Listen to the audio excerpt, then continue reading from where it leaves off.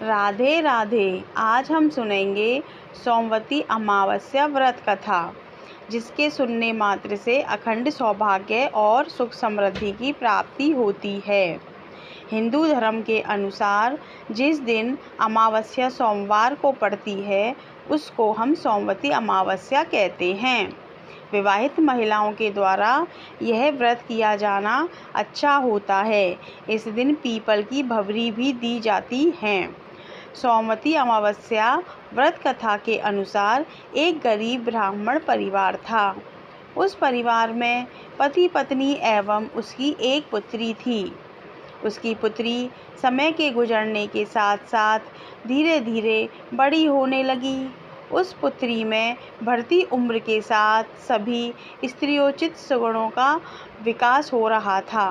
वह कन्या सुंदर, संस्कारवान एवं गुणवान थी, परंतु गरीब होने के कारण उस कन्या का विवाह नहीं हो पा रहा था।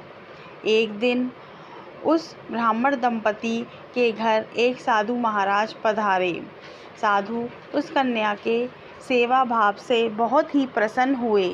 कन्या को लंबी आयु का आशीर्वाद देते हुए साधु महाराज ने कहा कि इस कन्या के हाथ में विवाह योग्य रेखा नहीं है। तब ब्राह्मण दंपति ने साधु से इसका उपाय पूछा। उन्होंने कहा कि कन्या ऐसा क्या काम करे जिससे उसके हाथ में विवाह योग्य रेखा बन जाए। तब साधु महाराज ने कुछ समय के लिए ध्यान किया, विचार किया और अपनी अंतर्दृष्टि से बताया कि कुछ ही दूरी पर एक गांव में सोना नाम की एक धोबिन महिला अपने बेटे और बहू के साथ रहती है, जो बहुत ही आचार विचार एवं संस्कार संपन्न तथा पति परायण है।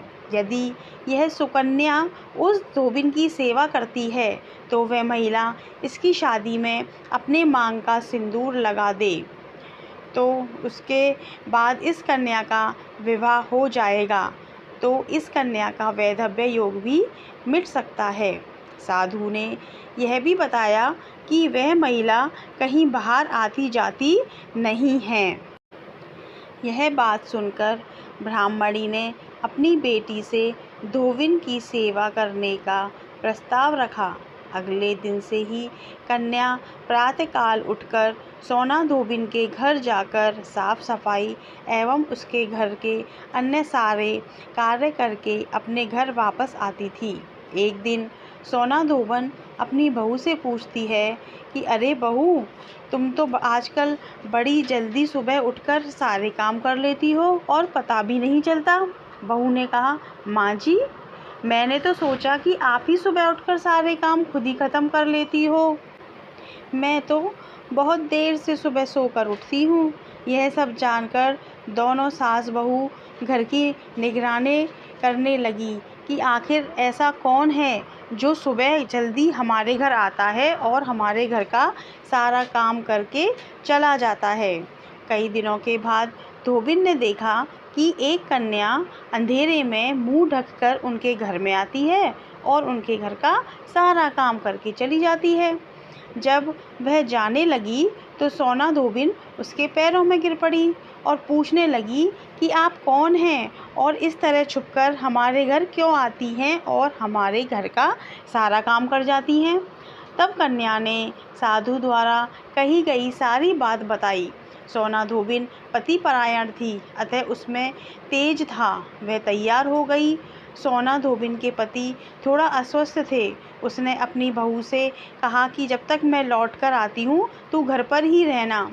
और सोना धोबिन ने जैसे ही अपने मांग का सिंदूर उस कन्या की मांग में लगाया तो सोना धोबिन का पति मर गया। उसे इस बात का पता चल गया। वह घर से निर्जल ही चली थी, यह सोचकर कि रास्ते में कहीं भी पीपल का पेड़ मिलेगा तो मैं उसे भवरी देकर और उसकी परिक्रमा करके ही जल ग्रहण कर लूँगी। लेकिन रास्ते में उससे पता चला कि उस दिन सोमवती अमावस्या थी। ब्राह्मण के घर में पुए पकवान की जगह उसने ईंट के टुकड़ों से 108 बार भभरी देकर 108 बार पीपल के पेड़ की परिक्रमा करी और उसके बाद जल ग्रहण किया। ऐसा करते ही उसके पति के मृत शरीर में वापस जान आ गई और धोबिन का पति फिर से जीवित हो उठा। धोबन को जब यह सूचना मिली तो वह बहुत खुश हुई। इस तरह सोमवती अमावस्या का व्रत करने से प्रत्येक स्त्री को अखंड सौभाग्य का आशीर्वाद भगवान शिव, शंकर और पार्वती माँ के द्वारा प्राप्त होता है। रोचक ज्ञान चैनल पर इस तरह की और भी कहानियाँ और कथाएँ सुनने के लिए इस चैनल को लाइक, सब्सक्राइब और शेयर करें। साथ ही अपना बेल आइकन ज़रूर दबाएं। धन्यवाद।